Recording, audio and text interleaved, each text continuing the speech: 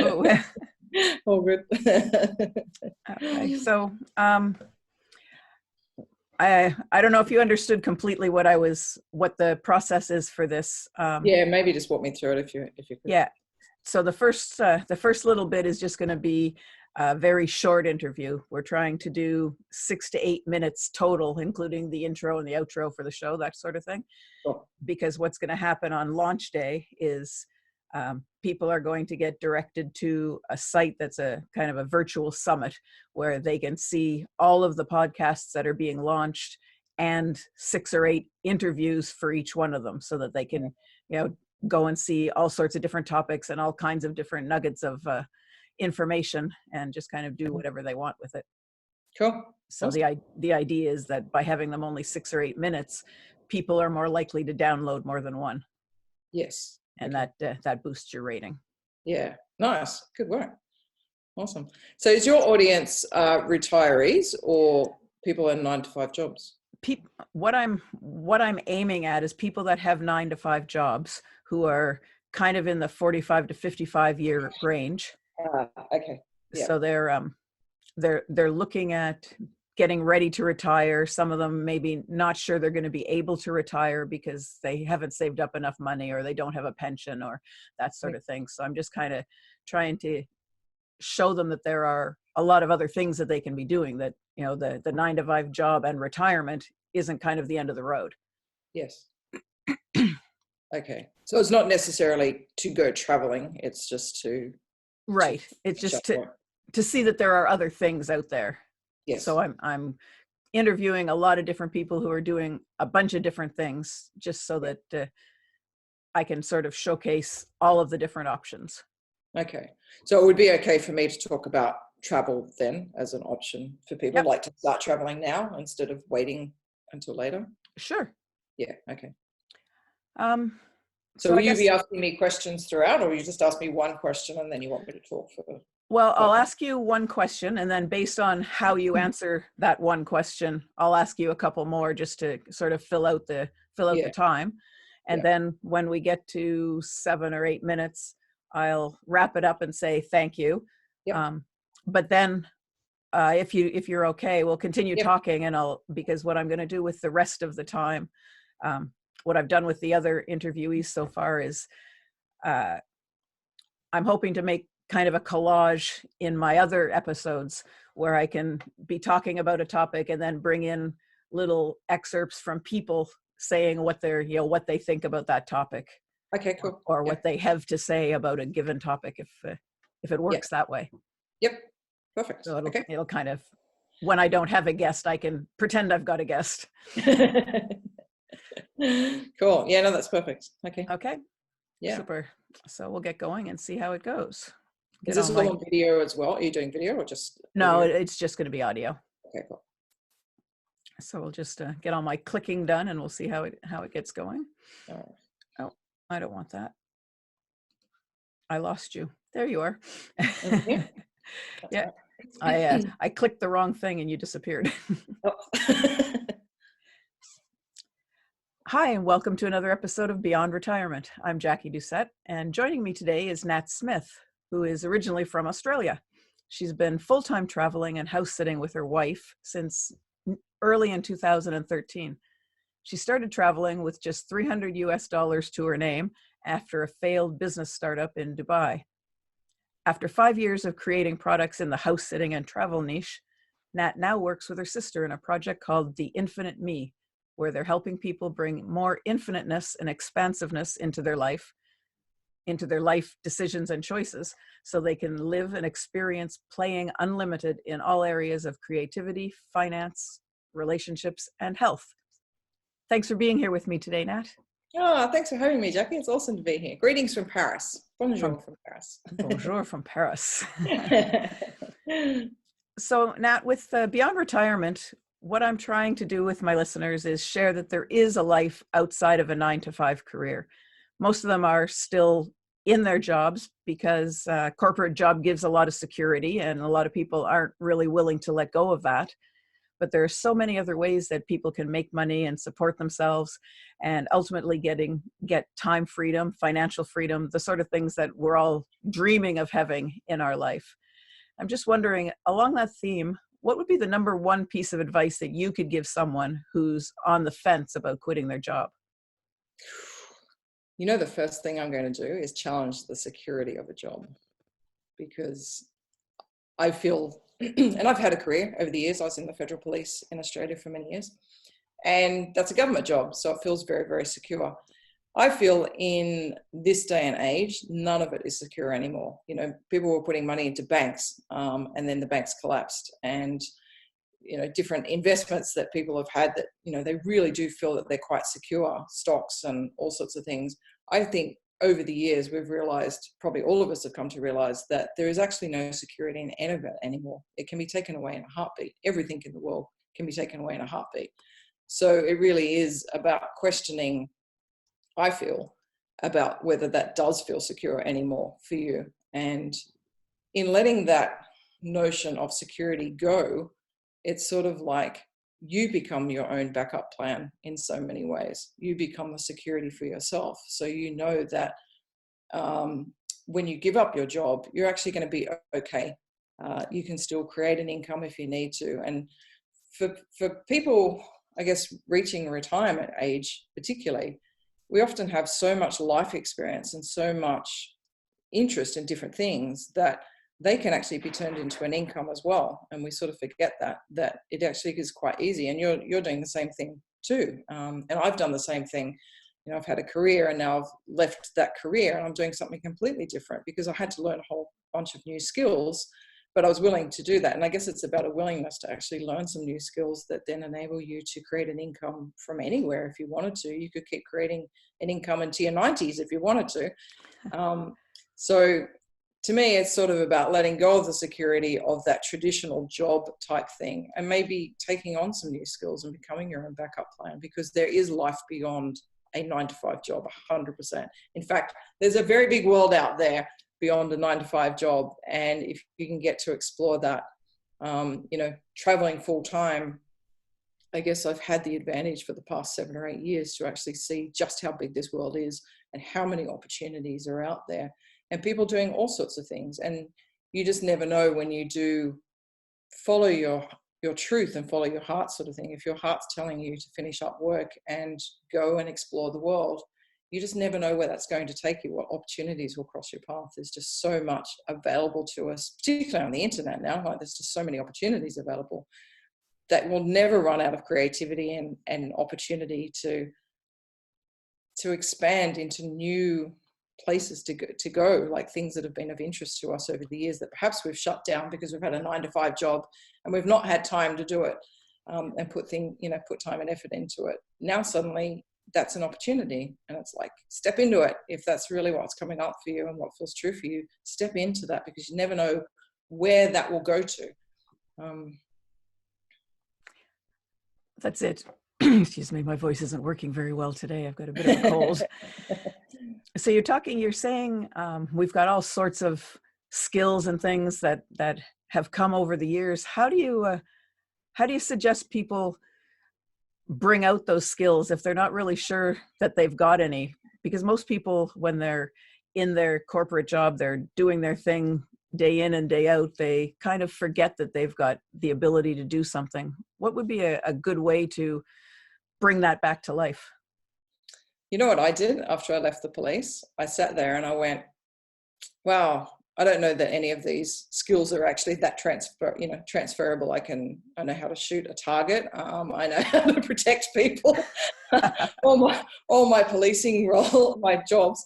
And then I was like, but the more I sat with that, I was like, wow, I actually have a whole bunch of skills that I didn't really give myself credit for. I have such tenacity now. I have such attention to detail. I have the ability to speak to anyone. I'm totally comfortable in any situation, any social situation now, because of my background and my training. I don't know, there was just a whole bunch of things when I really did sit there and I did write them down. And I think there's a lot of merit in writing something down too, that act of actually writing stuff with a pen and paper, not on a computer, but actually grabbing a pen and paper these days and writing stuff down and actually sitting there and going, okay, what skills do I have that are actually transferable now from my corporate job or my career that I've had over all these years? What can I use in any other situation type thing? Because they're all transferable. So then by doing that act, I started to realize that I think I got my confidence back that I could leave work and actually be okay. So that's what that exercise gave me. And then I started to feel in what actually am I interested in? And travel by far was my highest value. So, and that was actually showing up in my life already. So different parts of my life. So, you know, Christmas would come along and all I'd ask for was National Geographic books about travel. I had National Geographic maps on the wall. So it was actually, my interest was already showing up in my world. I just hadn't given it credit for what it was. And I think everybody finds that your highest values, whatever's really important to you, actually is already showing up perhaps in your corporate life or where you are in your job now, or just your normal living at home type thing.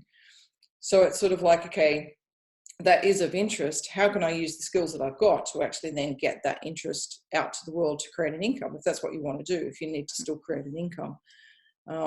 But even if you don't need to create an income, it's always nice not to just retire and do nothing type thing. It's to have an interest and to move on to something else that really is inspiring to you. Because when it's inspiring to you, it's inspiring to other people as well. There'll be plenty of other people that are really interested in what you're interested in as well. And I think that's where we almost discredit ourselves in going, oh, no one will be interested in, you know, whatever XYZ sort of thing, you know, the orchids that I look after and stuff like that. And it's like, there's thousands of people interested in that topic right now. And because we have the internet, we actually have the ability to come together now and actually join with our people that are interested in what we're interested in. So we have such a perfect opportunity to be able to bring forth a creative project into the world, whether you make money from it or not, but to actually really help other people get in touch with their passions as well, and they really ignite them in that. That's true. I think that most people don't realize that the things that they're interested in are actually interesting to so many other people. They think that they're all in their own little cubby hole kind of thing, and that's all there is in the world. Yeah. Well, that's really great. Thank you very much. I really appreciate you being here and sharing that little bit of your experience, because I think a lot of people are probably feeling the same thing, that, you know, they've got nothing to do now, and there is so much more out there. Yeah, absolutely. There is. Go for it. Yeah, thanks very much, Nat. I really enjoyed having you here today. You're welcome. If someone wanted to get in touch with you, how could they do that? You can come along to theinfiniteme.com and you'll find us there. And yeah, basically we're bringing people together that want to live more expansively. And really, yeah, I guess what we're talking about here, stepping into their creative projects and really expanding into the world, and want to play with other people that are doing that as well. So I think it always helps when you have other people on the journey that are really wanting to expand and get into their passions. And that's really what we're doing in the Infinite Me. Really helping people step into that space through a lot of consciousness work behind it as well. So perfect. That's where you'll find us. Thank you very much. It's been great having you here today. Thank you. So that's the end of that one. Cool. That was really fast and easy. Yeah, that's a good one. That's a good one. That was cool. Thank you. So thank you. So now there's a couple of things that I'd really like to have you talk about a little bit. One of them is the startup that you did in Dubai, because it didn't work out, because one of the areas that I'm talking about is things that work and things that don't work and why they don't work. So if you could maybe share a little bit about what you were doing and why you think it didn't work, that would be great. If you don't mind. If you don't want to, that's okay. No, that's okay. Are we, you're going to be editing this? Yep. Okay. Can you just give me 1 second? Because Jody just Skyped me. Yes, I heard that doodle. I'm needing a credit card number really urgently. So just hang on. I'll just get that for her.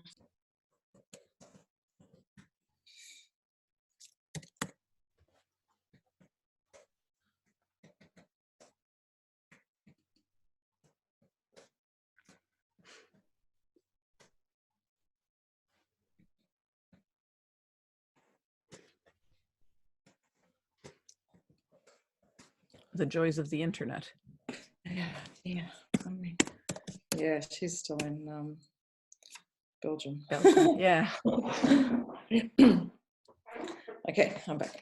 I'll shut Skype down so she doesn't ring me again. Okay, I'm back. Sorry. All right, your question again. Yeah. So you mentioned at the beginning that you had a startup, that you started up a business in Dubai, and it didn't really work all that well. So I was just wondering if you could go through what it was and why you think it might not have worked, or what you could have done different for it to work, that sort of stuff. Yeah, the reason why we actually set it up in the first place, because we were living in Australia. Jodie and I had not been together that long, and I got offered a job over there as business development manager. So we went over there, but because she wasn't recognised as my partner, we had to get a residency visa for her, because it's only every 30 days is a tourist visa. So she's in and out, in and out. So it's like, okay, what else can we do? So with not a lot of research into things, my boss came along at the time and said, do you want to start up a company? Because I need to get some visas for my friends, and we can get Jodie a residency visa. So that's what happens in Dubai, is that when you buy a company, you actually buy residency visas. So we bought sort of 7 visas or something. So that's why we actually started the company, was to start that. But the problem was, because it was done for that agenda, there wasn't really a business plan in place about what we were actually going to be doing. And so my boss at the time was actually obviously busy with his other company. And so this was sort of left to us. And I guess we were sort of just like, what do we do? Like, I had no background in internet marketing at all. So Jodie had a little bit of internet marketing background. And so it was like, I guess we could do some of that sort of stuff, internet marketing. And my boss, not understanding anything about internet marketing at that stage, went, oh, okay, well, I found you a client. They need Farsi TV ads done, like advertising. I was like, we know nothing about advertising. And then it was sort of like, oh, I found this other person. They're putting a boxing match on, so maybe you could do the promos and the sponsorship for the, like, find sponsors for the boxing match. It was like, we know nothing about sponsorship. Okay, so I know he was trying to do the right thing, but he was just bringing us stuff because he didn't understand what internet marketing was. He just had no idea. So he was just bringing all these clients, and we were like just scrambling constantly. So it's sort of that, coupled with everything on 12-month leases. When you first join a company in Dubai, or you start a company, you've got to have a lease. You have to have an office. You can't not have an office. You can't work from home. Oh, wow. You have to have an office. You have to have the internet, obviously, on that. You have to have employees. You've got to employ people, and you can't shut the business down within 12 months of starting. So no matter how it's going, how bad it's going, you actually have to keep it open. So it was just going downhill fast, because it was just all these things combined together, and it was really expensive to kick it off. So of course, well, not of course, but my boss at the time, he turned around and went, after 3 months, went, oh, it's not making a profit, so I'm out. I was like, 3 months, okay, right? You got a lot to learn about companies and businesses if you think you can turn a profit in 3 months with an office and everything. Maybe you could do it from home on the internet, but so it was just destined to fail, sort of thing. Like, and so we've just had to finance everything for the next sort of 9 months of him pulling out and us just scrambling constantly to try and find rent money and internet money and all sorts of things, pay our employees. So it was just a recipe for disaster at the end of the day. So what we ended up doing is that we had money for our home rent, but that, funnily enough, our checks had not been cashed. So we ended up using that money to pay the office rent to try and keep everything running. But because my landlord hadn't cashed the rent checks, I thought, oh, it buys us a little bit of time. But eventually that caught up with us as well. And so I ended up about 48 hours away from debt jail at that point. Wow. Because he wanted his money straight away. I was like, oh my goodness, okay. So it just ended up in such a disaster at the end of the day. Oh, so stressful. It was, and we couldn't get out of, because you're attached to a visa, and Jodie was the managing director of the company. She can't actually take her name off the managing director until we sell the company or do something with it. So eventually we found someone to take the company over for like pennies on the dollar, just to basically clear her name off the managing director. We could both leave the country. So we did clear all our debts from the country, just to be clear.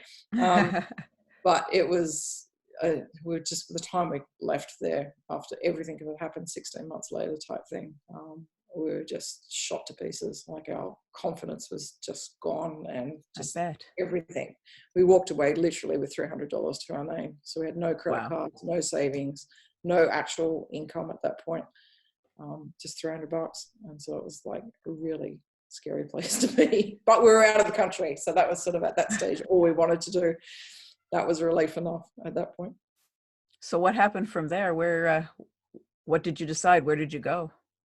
Well, I don't know if you've ever watched that movie Sliding Doors, but I haven't seen it. It's sort of in that one moment you make a decision that could completely change your life, and that's exactly what happened. So Jody had done some house sitting before in Australia, in Sydney, when we first got together, but neither of us had really even thought about it again since then, and definitely had never thought about using it to travel the world. And it was that one moment. It was either go back to Australia and we'd have to get our parents probably to buy us a plane ticket back home, and then live with parents and get back on our feet, get jobs, all that sort of stuff. And both of us just went, I just can't do it. I think I'd rather be dead. So it's sort of like nothing against parents. It was more about the job, going home and starting again.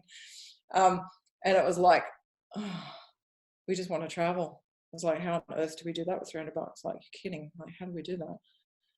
And then suddenly just this one moment, it dropped into Jody's awareness and went, go house sitting. I was like, okay. So we started looking at house sitting sites, and we just realized there was house sits all over the world and we could live rent free. And we went, oh my God, if we just get our rent covered, we could probably buy enough food to keep going. And that's all we need to do. So that's what we did. We ended up looking on the house sitting sites. We got 2 in England, and then we got a really long one in France. And we went, okay, well, let's just do that. We can just get those because the flights are not very expensive from Dubai. We can at least get there. So we did that. And it was sitting in France in this talk about irony, multi-million-dollar property that had taken them 5 years to build, with a 25-meter infinity pool and 40 acres. The house was just extraordinary. And we went, oh my God, we literally have probably by that stage $100 to our name, and just went, how on earth did we get here? Like, we're sitting here for 4 months in this multi-million-dollar property, and just going, this is ridiculous, like such irony of it. And it's like, what if we just kept doing this? What if we could we do that? Like, what if we kept traveling like this? And that's how it started. So this was like 7 years ago. Wow. And we've literally been traveling the world full time ever since with house sitting, and just absolutely loving it. So funny that both of us, our big passion was to travel, and we went to Dubai in the first place to earn enough money to go traveling. But if our business had not failed, if our business was successful, we would have just been taking holidays when we could, or when you're in a company, you hardly ever get time off. So it would have been weekend away here to Lebanon, or weekend here. But because it failed, we opened up to house sitting and went, oh my God, this is 100% what we're meant to be doing. So it's amazing how things work out. Crazy story. Yeah. So then if you're doing the full-time house sitting, obviously you had to come up with some way to make a little bit of money, because you're not making the money on the house sitting. Yeah. So that's where you started doing the internet businesses. And yeah, we went back to that. So Jody, as I said, had some background, but I didn't know how much, because that wasn't my background at all. In fact, I hated computers. When I was in the police, I would do every job possible to get out of being on a computer. Now I live on them. So it's quite funny. But I guess when your back's against the wall, you have to make that money. So it's sort of, we both had to learn skills. And it's like, okay, got to do this. All right. If we want to stay on the road doing what we love, then we have to make this work. So we did. And I think in that situation, that's where your creativity really does come out and starts to blossom a lot more type thing. And I think that's what I've got out of the experience. And Jody's very naturally creative. And so that helped me expand my world a lot more and become more creative with ideas of how can we monetize different things? How can we use the knowledge that we've got? And we started down one line, which was about consciousness stuff. We put out a magazine called Into Me I See. And we thought we were going down that line, but then everybody kept asking us about house sitting. How do you go house sitting? How do you go house sitting? How do you start with that? How do you do this? I was like, okay, there's something in this, because everybody keeps asking us, like it's about the 40th person that's asked us. So it's like, right, okay. So that's why we started doing the house sitting stuff, and we created the first Facebook group for house sitters. There was nowhere for house sitters to get together and talk to each other, so we started that group. And then it just went from there, because everyone kept asking us, how do you start house sitting? So like, sort of getting a little bit sick of answering that question, we created a course, and that's what started all our different products to do with travel and house sitting around the world. So yeah, for the last sort of 5 years, that's what we have been literally doing, is putting out products and doing different things in that niche. So I guess, yeah, you learn the skills when you need to learn the skills. When your back's against the wall and you don't have any other choice. In some ways, I think I'm really grateful that we did get to that point financially, because it has made us step up a lot more. If we'd had thousands of dollars to go traveling with, I probably wouldn't have done that. Right. I would have been a lot more comfortable. Yep, that's people tend not to do things until they absolutely have to. Isn't it funny? But yeah, it's true. So I know it's almost half an hour now. Do you have a little bit more time? Or, yes, of course. Yeah, absolutely. Yeah. I'd really like to hear about the Infinite Me. What about your project? What it's all about? This is a revisit of my love for consciousness work. That's where it all started back in 2004. I did a course and just felt like I came home. All the little niggles that I had over the years of like, there's something more to this life story than what is being presented to me right now. And in that course, I really did wake up and went, oh my God, I found my tribe. There is more to this story. And my sister was on that course as well. And so we've continued that journey together over the years, 15 years ago. And I guess I got deviated into doing other projects, house sitting and travel and all that sort of stuff. But she kept going on a lot of consciousness work over the years. So it sort of just reached a time back in June 2019 that I just sat there and went, I feel quite done with talking about travel all the time. And I want to go back to my roots, which is consciousness work. And so I spoke to Mandy and she went, absolutely, let's do it. So it took us a few months to sort of really feel into what do we want to talk about? This could be anything in consciousness. And I guess the more we felt into it in our own journeys was, what's the ultimate game that anyone can play type thing? And I guess it is that infinite game where you really realize that, as a human being, you're just really just playing a character role here as a human being, because you never lost who you actually really are, which is that infinite side of you, that part that's connected back to the universe. So that's where the Infinite Me, actually, the name actually came from, was to really tap back into that sense of infiniteness, where you can create whatever you want, whatever is really true for you in this reality is possible for you to create in. And I guess it is tapping back into that sense of creativity and truth and intuition, getting your intuition, allowing that to guide you each day and every moment type thing about what's next on your path. And just really stepping into that. So it's really nice to sort of bring a group of people together. We've just started a Facebook group and we'll be doing different courses and coaching and stuff like that, but to really get people tapped back into that sense, because I think a lot of in some ways, some of the consciousness teachings that are out there have sort of made this sense of separation between human self and universe or consciousness and stuff. And it's like, they're still one, you can't separate from who you are.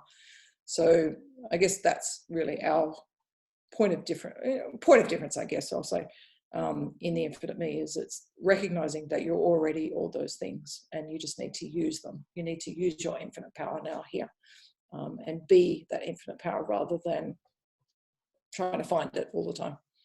Okay, so you help people recognize that in themselves and make it grow again? Yeah, I think it is about that. Yeah, it's recognizing A, that you've already got it, and B, then what can you do with it?